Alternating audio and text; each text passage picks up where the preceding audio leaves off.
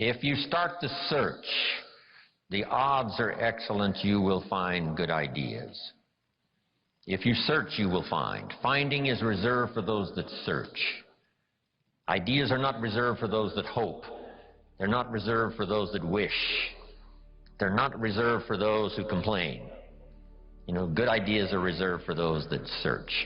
It's incredible when an idea finally comes and the time is right, what can happen.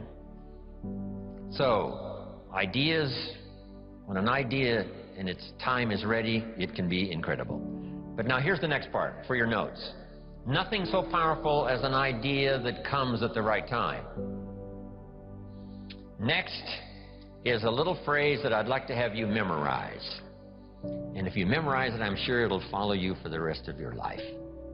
From testimonials and personal experience, we have enough information to conclude that it's possible to design and live an extraordinary life. From testimonials and personal experience, we have enough information to conclude that it's possible to design and live an extraordinary life. I hope you will give that little phrase some consideration, and here's what's next. I hope you buy the idea that from testimonials and personal experience, we have enough information to conclude that it's possible to design and live an extraordinary life. I don't know how far you want to go. Here's the first essence of life, and that is self-preservation. To produce enough to take care of yourself. The instructions given right to the couple that left the Garden of Eden. One was to multiply. It's a lonely place with only 2 people. But here were the next instructions, to be fruitful. How fruitful, how productive should one be? And here's number 1. To produce enough to survive. To produce enough to take care of yourself.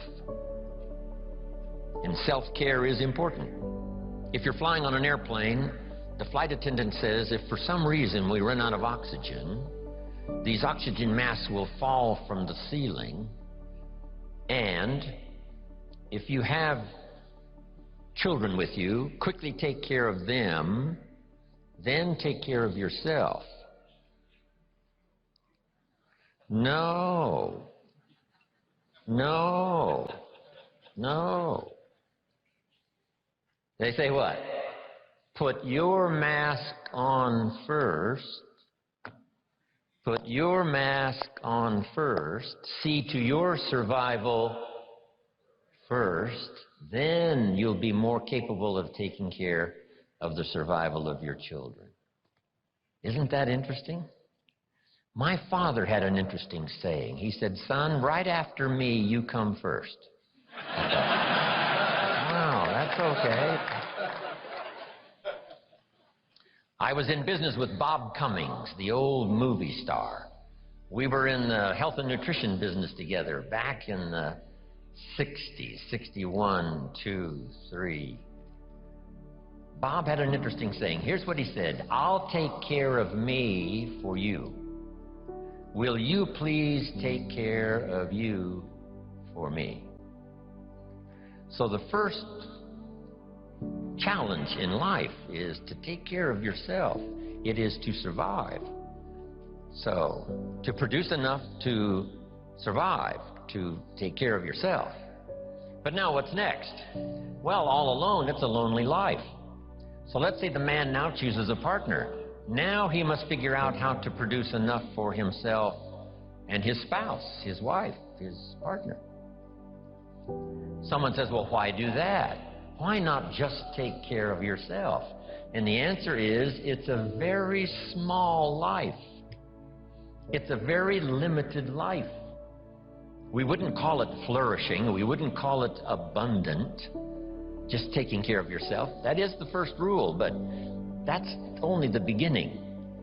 So the man gets married. Now he must produce enough for himself and for his wife. And here's the key phrase to make a note of: to live the higher life, a life of togetherness. So, to join with someone, now you must produce enough for yourself, for your partner. Now, is that it? And the answer is no. How about children?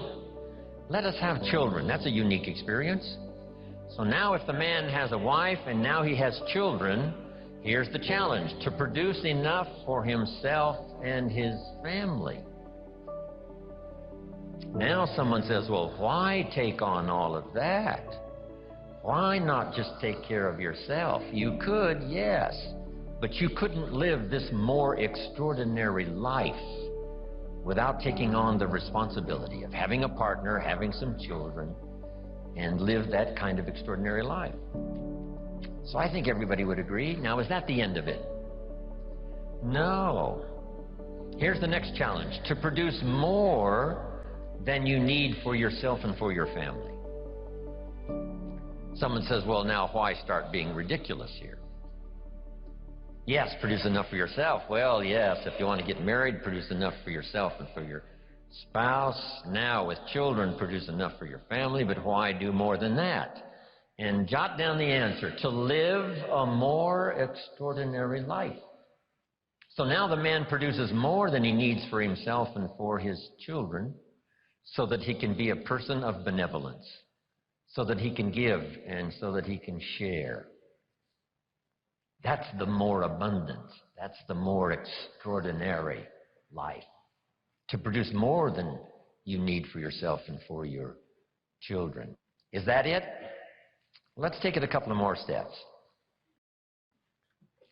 How about producing much more than you need for yourself and for your family?